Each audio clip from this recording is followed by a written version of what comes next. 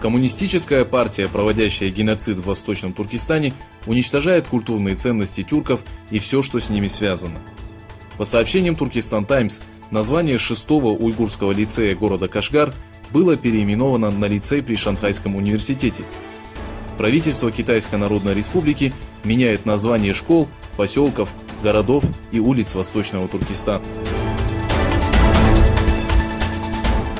Союз тюрков города Аксарай организовал на площади Народной воли выставку фотографий, посвященную Восточному Туркестану и репрессиям китайских властей. На выставке звучали народные мотивы и песни Абдурихима Хеита. С другой стороны, Лига общественных организаций Восточного Туркестана посетила вступившего в должность мэра районного управления Зейтинбурну Омера Арысоя.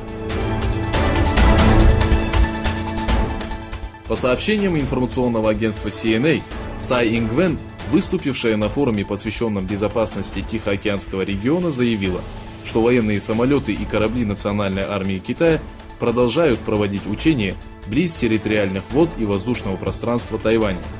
По ее словам, Китай таким образом пытается оказать давление на Тайвань.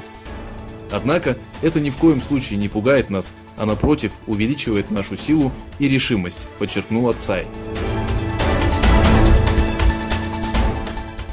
Стоящие на вооружении военно-воздушных сил США F-35 впервые появятся на Ближнем Востоке. Для поддержки сил коалиции США приняли решение о поставке в Объединенные Арабские Эмираты истребителей F-35. Военные самолеты прибыли на военную базу Дафра 15 апреля. Ранее Израиль являлся единственной страной на Ближнем Востоке, обладавшей истребителями F-35. Президент Франции Эммануэль Макрон заявил, что восстановит пострадавший от пожара кафедральный собор в течение 5 лет. В течение суток было собрано более 700 миллионов евро в виде пожертвований.